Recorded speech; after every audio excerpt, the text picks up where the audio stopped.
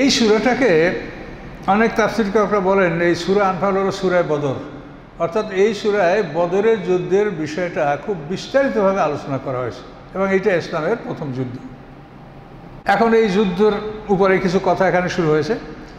কামা আখরাজাকা রব্বুকা মিন বাইতিকা বিল হক, যেভাবে আপনাকে আপনার রব আপনার ঘর থেকে বের করলেন সত্য সহকারে। ওয়াইন্না ফারিকাম মিনাল মুমিনিনা কারিহুন, অথচ মোমেনদের একটা দল বিষয়টাকে অপছন্দ করতেছিল। ঘটনাটা হচ্ছে এই যে মুহাম্মদ সাল্লাল্লাহু আলাইহি ওয়াসাল্লাম এবং সাহাবীরা যখন নিরাপদে মদিনায় হিজরত করলেন, হিজরত করার পরে এখন মক্কার কাফেররা পরামর্শ বসলো, তারা বলে যে মদিনায় যদি ওই রাষ্ট্রটা প্রতিষ্ঠিত থাকে তাহলে আমাদের সিরিয়ায় ব্যবসা বাণিজ্য নিরাপদ নয়। এটা আপনি একটু লোকেশনটা না হলে আপনি বুঝতে পারবেন না। এই যে মসজিদ ঘর আমাদের মনে করেন, এটা বদর প্রান্তর, এর চতুর্দিকে পাহাড়। এই বদর বিরাট একটা খোলা প্রান্তর, এখানে ছোট ছোট টিলা আছে, কুয়া আছে, পানির ঝর্ণা আছে। তো এই বদর প্রান্তরে ঢোকার জন্য মক্কা হলো দক্ষিণ দিকে বদর থেকে, মানে 350 কিলোমিটার দক্ষিণে, আর এখান থেকে 150 কিলোমিটার উত্তর পূর্বে হলো মদিনা। এই 500 কিলোমিটার দূরত্ব মক্কা থেকে মদিনা। তো এখন মক্কা থেকে 350 কিলোমিটার পার হলে বদর। এটা মনে করেন একটা ওই জাহাজের পোতাশ্রয়ের মতো। এখন এই বদরে এইদিকে একটা গিরিপথ আছে, বদরে ঢোকার জন্য দক্ষিণ দিকে একটা গিরিপথ, এই গিরিপথ দিয়ে বদরে ঢুকতে হয়। ঢোকার পরে এইদিকে আবার দুইটা গিরিপথ, একটা আছে এদিকে, এটা হলো সিরিয়া যাওয়ার গিরিপথ, আর একটা এই কর্নার, এটা হলো মদিনায় যাওয়ার গিরিপথ। তো এই জায়গাটা হলো বদর। এখান থেকে 150 কিলোমিটার দূরে মদিনা প্রকৃত মেইন শহর। এখন মুশরিকদের কথা হচ্ছে যে আমাদের কোনো মক্কায় তো কোনো ফসল ফলে না, কোনো কৃষিজাত কোনো দ্রব্য ওখানে হয় না। এরা ব্যবসার উপরে নির্ভরশীল। এরা শীতে গ্রীষ্মে মানে শীতকালে তারা ইয়ামানে সফর করে, আর গ্রীষ্মকালে তারা সিরিয়ায় সফর। এটাই হলো তাদের জীবিকার প্রধান মাধ্যম। এখন ওরা বলে যে মদিনা যদি ওখানে মুসলমানদের একটা শক্তিশালী রাষ্ট্র সৃষ্টি হয়, তা আমাদের এই পথে যাতায়াত নিরাপদ নয়, কাজেই মুসলমানদেরকে ওখান থেকে উৎখাত করতে হবে। ওই যে আয়াতটা বললাম না যে উযিনাল্লাযীনা ক্বাতালুনা বিআন্নাহুম যুলিমু, এই দেখেন জুলুম। তারা বাড়িঘর ত্যাগ করে মদিনায় আসছে, এখন এই মদিনায় তাদেরকে নিরাপদে থাকতে দেওয়া হবে না, ওখান থেকে তাদের উৎখাত করতে হবে। এই পরামর্শ করিয়া আবু সুফিয়ানের নেতৃত্বে আর মক্কার যে মানে সম্মিলিত পুঁজি, মক্কা শহরে ওই সময় 100টা পরিবার ছিল যারা কেন্তারের মালিক। এর 12,000 আউকিয়ায় এক কেন্তার। তো এই এক কেন্তারের মালিক ছিল 100টা পরিবার। তো এই 100টা পরিবার ধনী পরিবার ছিল। তো এই ধনী পরিবারগুলি এরা সবাই মিলে সিদ্ধান্ত নিল যে আমরা আমাদের যে এবারে আবু সুফিয়ানের নেতৃত্বে আমরা সিরিয়ায় ব্যবসায় যাব। তো সেখানে অন্তত 300 উটে এই পণ্য বোঝাই করে এরা সিরিয়ায় ব্যবসায় যাবে। তো এই ব্যবসায় আমাদের যা লাভ হবে, এই লাভটা আমরা কেউ নেব না ব্যক্তিগতভাবে, এটা সব আমাদের সম্মিলিত পুঁজি। এই লাভ দ্বারা সিরিয়া থেকে অস্ত্র কিনে নিয়ে আসা হবে, এই অস্ত্র দ্বারা আমরা মদিনা শহর আক্রমণ করব। এই পরামর্শ করে তারা আবু সুফিয়ানের নেতৃত্বে মানে 300 উটের একটা বিরাট কাফেলা মানে পণ্য বোঝাই যা আরব দেশে যেগুলি আছে এই পণ্য নিয়ে তারা সিরিয়ায় রওনা করছে। এখন আর যাওয়ার পথে তো বদর হয়েই যাবে। তো আল্লাহ রসুল এই খবরটা জানতে পেরেছেন। জানতে পারার পরে তিনি বললেন যে আচ্ছা চলো দেখি এই কাফেলাটা কোন পথে আসে কোন পথে যায়। এটা একটা ছোট্ট কাফেলা, যদি এই কাফেলাটাকে আমরা আটকাই দিতে পারি বা তাদের এই অস্ত্রগুলি যদি আমরা দখল করতে পারি, তাহলে আমরা সামনে একটা বড় যুদ্ধের ঝুঁকির থেকে আমরা রক্ষা পাবো। এই নিয়তে আল্লাহ রসুল মদিনা শহর থেকে বললেন যে চলো আমরা একটু অগ্রসর দেখি কোথায় কি, কোনো যুদ্ধের প্রস্তুতি না, আমরা এমনি অগ্রসর দেখব যে এই কাফেলাটা কোন পথে আসে কোন পথে যায় কি করে।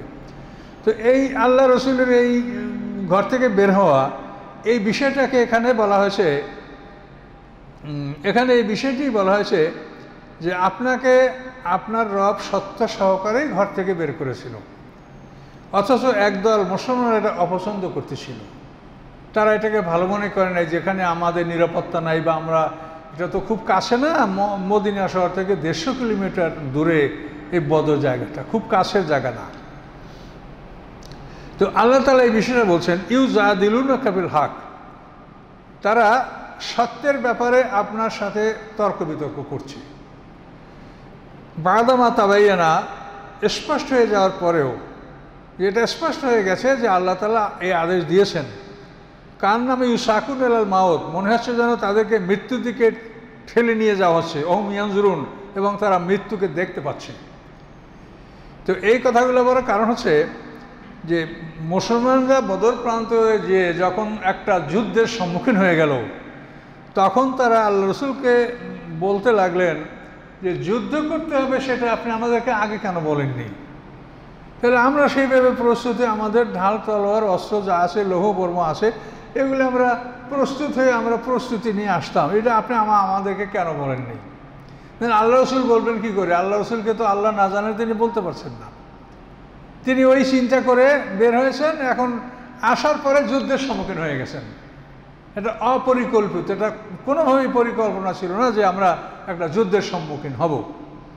এই জন্য এখানে বলা হচ্ছে যে কিছু সাহাবীরা এই বদর প্রান্তরের যুদ্ধের জন্য উপস্থিত হওয়াটাকে খুবই কষ্টকর মনে করছিল, এবং আল্লাহ রসুলকে তারা প্রশ্ন করছিল যে যুদ্ধ করতে হবে, তা আপনি আমাদেরকে আগে বলবেন না, আমরা প্রস্তুতি আসতাম। আল্লাহ বলেন, ইজ ইয়াইদুকুমুল্লাহু ইহদা তায়ফাতানি আন্নাহা লাকুম, আল্লাহ তাআলা তার রাসূলকে এতটুকু জানায় দিলেন যে দুটি দল দুদিক থেকে আসছে, এই দুইটা দলের একটা দলের উপরে তোমরা জয়যুক্ত হবে। এই দুটো দলের যে কোনো একটা দলের সাথেই তোমাদের দেখা হবে, দুটো দলের সাথে দেখা হবে না। তো যে দলের সাথে তোমাদের দেখা হবে সেই দলের সাথেই তোমরা যুদ্ধে জয়লাভ করবে। আন্নাহা লাকুম, ওটা তোমাদের হস্তগত হবে। কিন্তু ওয়াতাওয়াদ্দুন আন্না গায়রা জাতের শাওকাতে তাকুন লাকুম, কিন্তু তোমরা চাচ্ছ যে হাতিয়ারবিহীন যারা, তারা যেন তোমাদের হস্তগত হয়। হাতিয়ারবিহীন হলো আবু সুফিয়ান, আর হাতিয়ার হলো আবু জাহেল। ঘটনাটা একটু বিস্তারিত বললে বুঝতে পারবেন। আবু সুফিয়ান এই মানে সিরিয়ার থেকে মক্কায় এই রাস্তা কিন্তু অনেক রাস্তা, এই বর্তমানে 4 মাসের উপরে সময় লাগে যাতায়াতে, বহুত রাস্তা। তো আবু সুফিয়ান যখন সিরিয়ার থেকে ফিরছে, ফেরার পথে এই বদর প্রান্তে যখন আসছে আবু সুফিয়ান, তখন সে সন্দেহ করছে যে এইখানে মুসলমানদের আবার কোনো বাহিনী টাহিনী এখানে আছে কিনা। তো নিজের কাফেলাটাকে দূরে রেখে উনি ওই গিরিপথে, এই যে গিরিপথ, এখানে একা একা চলে আসে। চলে এসে দেখে যে উটের পায়খানা। তখনই তার সন্দেহ, উট কোথা থেকে আসলো এখানে? এখানে তো জনবসতি নাই, এটা খোলা প্রান্তর, মুসাফিররা ওখানে যাতায়াতের সময় বিশ্রাম করে। তখন ওই উটের পায়খানা চাইলে তার মধ্যে মদিনার খেজুরের আটি পাইল। মদিনার খেজুর একটা আলাদা বৈশিষ্ট্য সম্পন্ন খেজুর, বেশি ছোট, খুব সুন্দর, এবং ওই আটি অন্য কোথার আটির সাথে মিলে না। তো আবু সুফিয়ান যখন ওই উটের পায়খানা চাইলে ওর মধ্যে যখন মদিনার খেজুর আটি পাইল, তখন ও মানে খুবই ভীত হয়ে গেল। ও তাড়াতাড়ি কাফেলার কাছে গেল, যা বলল যে আমরা আক্রান্ত হয়েছি, মুসলমান এই এলাকায় আছে, মদিনার খেজুর আটি, মদিনার উট এখানে আছে। তো এই অবস্থায় ও তাড়াতাড়ি জমজম গফফারি নামক একটা লোককে, তাকে অর্থের বিনিময়ে রাজি করলো যে তুমি যত শীঘ্র সম্ভব তুমি মক্কা আবু জাহেলকে বলো যে আমরা আক্রান্ত হয়েছি। টাকার বিনিময়ে তাকে রাজি করলো। সে একটা উটে সওয়ার হয়ে, মানে উটের যে প্যাকসাডেল মানে পালান, এটাকে উল্টা করে রাখবে এবং নিজের নাক কান কাইটা রক্ত ঝরাবে, টুপি উল্টাভাবে মাথায় পরবে, জামা উল্টাভাবে পরবে। এইভাবে যদি শহরের কেউ ঢোকে যে নাক কান থেকে রক্ত ঝরছে এবং তার ওই মানে পালান যেটা উটের বা ঘোড়ার উপরে যেটা থাকে, প্যাকসাডেল বলে, এটা উল্টো থাকবে। তো এই অবস্থায় ঢুকলে সবাই মনে করবে যে বিপদ বিপদ বিপদ, এই বিপদ সংকেত, সবাই বিপদ মনে করবে। তো এই জমজম গফফারি নামক এক ব্যক্তিকে আবু সুফিয়ান ভাড়া করে তাকে এভাবে মক্কায় পাঠিয়ে দিল। মক্কায় পাঠিয়ে দিয়ে যখন সে কাবারের সেহেনে কাবাগরের সামনে যখন হাজির হলো সবাই দৌড়ে কী ব্যাপার? তখন আবু সুফিয়ানের খবর শুনে এলো যে আবু সুফিয়ান বলছে যে কাফেলা আক্রান্ত হয়েছে। তখনই সাথে সাথে আবু জাহেল সবাইকে বলে যে প্রস্তুত হও। মুহূর্তের মধ্যে তারা প্রস্তুতি নিল এবং 1000 ঘোড়সওয়ার, তার সাথে উটও আছে অতিরিক্ত, উটও ছিল 100-র উপরে। তো 1000 ঘোড়সওয়ার তারা প্রস্তুত করলো এবং বদর প্রান্তে তারা যুদ্ধের জন্য অগ্রসর হতে লাগলো। তো এখন এই দুইটা দল, এক হলো আবু জাহেল মক্কা থেকে বদর দিকে অগ্রসর হচ্ছে, আর এদিকে আবু সুফিয়ান সিরিয়ার থেকে এদিকে আসছে। তো আবু সুফিয়ান যখন দেখলো যে বদর প্রান্তটা ক্লিয়ার না, তখন আবু সুফিয়ান এই বদরে না ঢুইকা পশ্চিম দিক থেকে ঘুরা লোহিত সাগরের তীরবর্তী এলাকা হয়ে ঘুরেও এদিকে গেল। তো এই পথে গেলে 200 কিলোমিটার রাস্তা পারবে, মানে এমনি তো 500 কিলোমিটার, আরও 200 বা 700 পাহাড়িয়া রাস্তা। তো আপনি দেখবেন যে ওই কিন্তু হাঁটতে হাঁটতে সারাদিনও পথ ফুরাবে না। তো এভাবে আবু সুফিয়ান ওইখানে না ঢুইকা ও ঘুইরা এদিক থেকে ঘুইরা নিয়মিত পথে উঠল। নিয়মিত পথে উঠলো যখন, তখন জোহফা নামে জায়গায় আবু জাহেলের সাথে আবু সুফিয়ানের দেখা হলো। জোহফা এটা হলো মানে একটা মিকাত আর কি। হজে যাওয়ার জন্য এই জোহফা আসলে সিরিয়াবাসীরা এহরাম বাঁধবে। এহরামের জন্য যে মিকাত আছে, এই জোহফা হলো সিরিয়াবাসীদের মিকাত, জোহফা। তো এইখানে আবু সুফিয়ান যখন আসছে তখন আবু জাহেলের কাফেলাটাও ওখানে এসে হাজির হয়ে গেছে। এখন আবু সুফিয়ান বলে যে আমি নিরাপদে বদর পার হয়ে আসছি, চলো আমরা ফিরে যাই। কিন্তু আবু জাহেল বলে যে না, ফিরে যাব না, আমি বদরে যাব, প্রস্তুতি নিয়ে আসছি, 10 দিন সেখানে থাকবো। 10 দিনে 100টা উট জবে করা হবে, দৈনিক 10টা করে উট, এবং কে কে 10 দিনের খাদ্য দিবে এটার জন্য মানে লোকজন মোতায়েন করা আছে, ভাগ করা আছে। এজন্য আল্লাহ রসুলের ছোট ছোট আব্বাস রাদিয়াল্লাহু আনহু সেও একদিন তার ভাগে পড়েছে, একদিনে 10টা উট জবে করতে হবে এবং মেহমানদারি। এভাবে আমরা বদরে আনন্দ করব, উল্লাস করব, প্রমাণ করব যে বদর এটা আমাদের, এটা মদিনাবাসীদের নয়। কাজেই আবু সুফিয়ানকে বললো যে তুমি কাফেলা নিয়ে নিরাপদে মক্কায় চলে যাও, আমি বদরে যাব। এখন আল্লাহ তাআলা তার রাসূলকে এতটুকু জানালেন যে দুদিক থেকে দুটি দল আসছে, দুদিক থেকে দুটো দল আসছে। তো যে কোনো একটা দলের সাথে তোমাদের সাথে দেখা হবে এবং যে দলটার সাথে তোমাদের দেখা হবে সেই দলটা তোমাদের হস্তগত হবে। তো এর মধ্যে একটা ঘটনা আছে, আব্দুল মুত্তালিবের কন্যা আতেকা, মানে রাসূল সাল্লাল্লাহু আলাইহি ওয়াসাল্লামের ফুফু, এই আতেকা স্বপ্নে দেখে, এই বদরের ঘটনা 3 দিন আগে স্বপ্নে দেখে যে একটা লোক হঠাৎ করে উঠে শহর হয়ে আসছে। আয়েশা সেই লোকটা প্রথম কাবাঘরে আসছে, আসার পরে সেই লোকটা হঠাৎ করে কাবাঘরের সাথে উঠে গেছে উৎসাহ। ওখানে উঠে এখন সবাইকে ডেকে ডেকে বলছে, হে বিশ্বের ঘাতকরা, 3 দিনের মধ্যে তোমরা তোমাদের মৃত্যুর ঘাটিতে, তোমাদের বৌদ্ধভূমিতে তোমরা উপস্থিত হও। তো এইটা কাবাঘরের ছাদের উপরে উঠে বলছে, সবাই লোকজন তার ঘিরে তার কাছে আসছে, কি ব্যাপার? এরপরে সেখান থেকে নামলো ও লোকটা, নাইমে আবার নিচে বসে এই ঘোষণা করছে, সব লোক তাকে ঘিরে তার কাছ থেকে খবর শুনছে। এরপরে সেই লোকটা কাবাঘরের পূর্ব দিকে আবু কুবাইস পাহাড়, আবু কুবাইস হলো এক ব্যক্তির নাম, এই ব্যক্তি ওই পাহাড়ে সর্বপ্রথম বসবাস করছে, এই জন্য ওই ব্যক্তির নাম অনুসারে পাহাড়টার নাম হয়েছে আবু কুবাইস পাহাড়। এবং এই পাহাড়ের মাগরাতুল কুনুজে হযরত আদম আলাইহিস সালামের লাশকে দাফন করা হয়েছিল, আবু কুবাইস পাহাড়। পরবর্তীতে এই ঘোড়াটা মানে উৎসবার আবু কুবাইস পাহাড় উঠে গেল, ওইখানে বসে আসে আবার চিৎকার করে বলছে, হে বিশ্বের ঘাতকেরা, 3 দিনের মধ্যে তোমরা মৃত্যুর ঘাটিতে অবতরণ করো, বৌদ্ধভূমিতে যাও, একত্রিত হও। এরপরে ওই লোকটা আবু কুবাইস পাহাড় থেকে একটা ধাক্কা দিয়ে একটা পাথর ফেলাই দিল, পাথরটা ছটছট করে গড়াতে গড়াতে নিচে পড়লো, পড়ে এমনভাবে পাথরটা চূর্ণ বিচূর্ণ হয়ে গেল যে ওই পাথরটা থেকে প্রত্যেক ঘরে একটা টুকরা পুষে গেল। মানে কোরাইশদের যে বড় বড় বিখ্যাত বাড়িগুলো প্রত্যেকটা ঘরে ওই পাথরে একটা টুকরা ঢুকে গেল। এই স্বপ্ন আতেকা, আব্দুল মুত্তালিবের কন্যা, রাসূলের ফুফু সাল্লাল্লাহু আলাইহি ওয়াসাল্লাম, আতেকা এই স্বপ্ন দেখে এখন তার ভাই আব্বাসকে বলে যে ভাই, তা আমি একটা স্বপ্ন দেখছি, তুমি কাউকে বলো না, তা আমার তো মনে হয় যে তোমাদের সামনে কোনো একটা বিপদ আছে, এই জন্য আমি এরকম একটা মারাত্মক স্বপ্ন দেখেছি। তো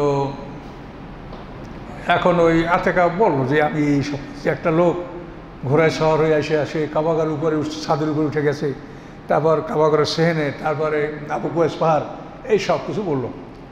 বলার পরে ও শুনলো যে যাই হোক চিন্তা করব। তো শুনেও যখন সকালে কাবাঘর তওয়াফ করতে গেছে, মানে কোরাইশদের যারা সম্ভ্রান্ত তাদের নিয়ম ছিল যে ফজরের নামাজের সময় ঘুম থেকে জেগে ওরা কাবাঘর তওয়াফ না করে কোনো কাজে হাত দিত না। কাবাঘরের মধ্যে 360টা মূর্তি ছিল, কাবাঘরের দেওয়ালে ছবি ছিল, কিন্তু কাবাঘর তওয়াফ করা যে একটা ন্যাক কাজ, এটা ওরা কখনোই ভুলতো না। উঠেই কাবাঘর তওয়াফ করে তারপর যে কোনো কাজে ওরা হাত দিত। এটা বিধর্মীরাও যারা মূর্তি পুজো করে তারাও ঘুম থেকে উঠে কোনো কাজে হাত দেওয়ার আগে তারা যেভাবে মূর্তি পূজা করে সেভাবে তাদের মন্দিরে বা তাদের গৃহে তারা সেভাবে পূজা অর্চনা করেই তারা কাজ করে। এটা আরবদের নিয়ম ছিল। তো আল্লাহ রসুলের চাচা আব্বাস রাদিয়াল্লাহু তাআলা আনহু, ওর এক বন্ধু ছিল উতবা বিন রবিয়ার ছেলে ওলীদ ইবনে উতবা। তো ওর বন্ধুর কাছে বসে যে রে ভাই, আমার বোন এরকম একটা স্বপ্ন দেখছে। বলার পরে ওর বাবার কাছে বসে, উতবা বিন রবিয়ার কাছে বসে, উতবা বিন রবিয়া আবু জাহেলের কাছে বসে। এখন যে কথাটা বলছিল যে ভাই তুমি কারো কাছে বলো না, কথাটা সবার কাছে পৌঁছে গেল। পৌঁছে যাওয়ার পরে আবু জাহেল খুব ক্ষিপ্ত হয়ে গেছে। এখন আবু জাহেল বলে যে তোমাদের পরিবারে পুরুষ নবী হয়েছে, তাতে তোমাদের পেট ভরে না, এখন মহিলা নবীও তোমরা দাবি করছো, এ কি মহিলা নবী নাকি যে 3 দিনের মধ্যে আমাদের বিপদ হবে? এই 3 দিন আমরা অপেক্ষা করব, এরপরে যদি কোনো ফলাফল দেখতে না পাই তা আমি ঘোষণা করে দেব যে আব্দুল মুত্তালিবের পরিবারের মতো এইরকম মিথ্যাবাদী পরিবার আরবে আর নাই। এভাবেও ঘোষণা করল। কিন্তু ঘটনার চক্রে এই 3 দিন পরেই এই জমজম গফফারি এই বিপদ সংকেত নিয়ে তাদের সামনে হাজির হলো। কিন্তু তখন তাদের ওই কথা মনে নাই যে আতেকা আমাদেরকে কি বলেছিল। ওরা তাড়াহুড়া করে ওখান থেকে 1000 ঘোষাওয়া নিয়ে বদর প্রান্তরে ওরা রওনা হয়ে গেল। তো এই কথা আল্লাহ বলছেন যে দুটি দল, এ জিয়াইদুকুমুল্লাহ এহেদাত তয়ফাতানে আন্নাহা লাকুম, দুটি দল, এই দুটি দল দুদিক থেকে আসছে, এই দুটো দলের একটা দলের সাথে তোমাদের সাক্ষাৎ হবে এবং যে দলের সাথে সাক্ষাৎ হবে সেই দলটাই তোমাদের হস্তগত হবে, তাদের সাথে তোমরা যুদ্ধে জিতবে। কিন্তু তোমরা চাচ্ছ কি ওয়াতাওয়াদ্দুনা আন্না গায়রা জাতের শাওকাতে তাকুনু লাকুম, তোমরা চাচ্ছ যে হাতিয়ারবিহীন যারা তারা যেন তোমাদের হস্তগত হয়। আবু সুফিয়ান হাতিয়ারবিহীন আর আবু জাহেল হাতিয়ারওয়ালা। আর আল্লাহ কি চান? ওয়ুরিদুল্লাহু, আল্লাহ চান আইয়ুহিক্কাল হাক্কা বিকালিমাতিহি, যে তিনি তার আদেশে সত্যকে প্রতিষ্ঠা করবেন। আল্লাহ তার আদেশে সত্যকে প্রতিষ্ঠা করতে চান, আর তোমরা চাচ্ছ যে অস্ত্রবিহীন দল যেন তোমাদের হস্তগত হয়। ওয়াক্তা দাবির আল কাফিরিন, এবং আল্লাহ চাচ্ছেন যে কাফেরদের জ্বর কেটে দিবেন, ওদেরকে মূলচ্ছেদ করবেন, শিকড় কেটে দেবেন। লাইয়ুহিক্কাল হাক্কা, যার ফলে সত্য প্রতিষ্ঠিত হবে, ওয়ুবতুলাল বাতেলা, এবং বাতেল ধ্বংস হবে, ওয়ালাউ কারিহাল মুজরিমুন, যদিও অপরাধীরা এটা অপছন্দ করে। ইস্তাস্তাগিসুনা রাব্বাকুম, আল্লাহ বলেন যখন তোমরা আল্লাহর কাছে সাহায্য প্রার্থনা করেছিলে, মুসলমান এবং আল্লাহ রসুল বদরের আগে আল্লাহর কাছে সেজদায় পড়ে মোনাজাত করছিলেন যে আল্লাহ রসুল এভাবে বলতেছিলেন। আল্লাহ রসুল একটা আরিশ তৈরি করা হয়েছিল। আরিশ হলো ওই যে গরুর গাড়ির উপরে টপ্পর, আপনাদের নেট কি বলে এটাকে, আরবিতে আরিশ বলে, আরিশ। তো এটাকে এক এক দেশে এক এক ভাষা এটা ব্যবহার করেন, বিষয়টা তো বুঝতে পারছেন, গরুর গাড়ির উপরে। হ্যাঁ জি জি হ্যাঁ। তো এটা আমাদের দেশে আগে দেখছি আমরা নৌকার উপরে এটা দিয়ে তারপর ওই মহিলারা বেরোতে যেত, এই টপ্পর। এটা কিন্তু সারা দেশে এটার প্রচলন আছে। তো আল্লাহ রসুলের জন্য সাহাবায়ে কেরামরা এই মদিনার পথে এখানে একটা ওইরকম আরিশ খেজুর পাতা দিয়ে নির্মাণ করলেন, মানে বিশ্রামাগার, এবং তারা রাসূলকে ওখানে রাখলেন যে আমরা যুদ্ধ করব, তো রাসূল থাকবেন পিছনে, যদি আমরা সব মরে যাই তো আল্লাহ রসুল যেন এখান থেকে নিরাপদে মদিনায় চলে যেতে পারে। কেমন ছিলেন সাহাবীরা একটু ভেবে দেখেন। তো ওই আরিশের মধ্যে আল্লাহ রসুল আল্লাহর কাছে সাহায্য প্রার্থনা করছেন। আল্লাহ রসুল এভাবে বলতেছিলেন, ইয়া আল্লাহ, এই যে কয়টা মানুষ আপনার ইবাদত করে এদেরকে সব আমি নিয়ে আসি, মৃত্যুর সামনে তাদেরকে দাঁড় করিয়ে দিয়েছি। এখন এরা যদি ধ্বংস হয়ে যায় তো আপনার নাম নেওয়ার মতো পৃথিবীতে অবশিষ্ট আর কেউ থাকবে না। এই বলে আল্লাহ রসুল ওই আরিশের মধ্যে বসে কেঁদে কেঁদে দোয়া করতেছিলেন। তো আল্লাহ তাআলা সেই কথা বলেন, ইস্তাগফিরু রাব্বাকুম, যখন তোমরা তোমাদের রবের কাছে প্রার্থনা করতেছিলে, ফাস্তাজাবা লাকুম, তোমাদের রব তোমাদের কথার উত্তর দিলেন এবং তিনি বললেন, আন্নী মুমিদ্দুকুম বিআলফিন মিনাল মালাইকাতি মুরদিফিন, যে 1000 ফেরেশতাদের আমি তোমাদেরকে সাহায্য করব, যারা একের পর এক অবতরণ করতে থাকবে। ঘোড়সওয়ার, সাদা কালো রঙের ঘোড়ার উপরে সওয়ার হয়ে তারা বদর প্রান্তে অবতরণ করতে থাকবে। আল্লাহ বলেন, ওমা জাআলুল্লাহু ইল্লা বুশরা, আল্লাহ বলেন এটা শুধু তোমাদের জন্য সুসংবাদ।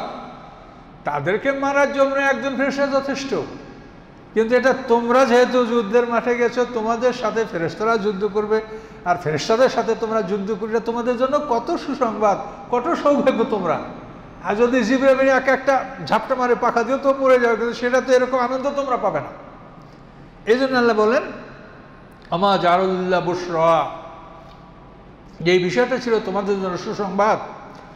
বলে তাতমাইন্না বি কুলুবুকুম, এবং তোমাদের মনের প্রশান্তি, এটা তোমরা মনের শান্তি পাবে। আমার নাসরু ইল্লা মিন ইনদিল্লাহ, এবং আল্লাহ ছাড়া কোথা থেকেও সাহায্য পাওয়ার আশা করা যায় না, সাহায্য একমাত্র আল্লাহর পক্ষ থেকে আসবে। ইন্নাল্লাহা আজিজুল হাকিম, নিশ্চয়ই আল্লাহ তাআলা পরাক্রমশালী এবং তিনি কৌশলী। আল্লাহ রাব্বুল আলামিন এই বদরের ব্যাপারটা এই সূরার মধ্যে বিস্তারিত আলোচনা করছেন, আমরা ধীরে ধীরে শুনবো, অনেক শাখা প্রশাখা এই আলোচনার আছে।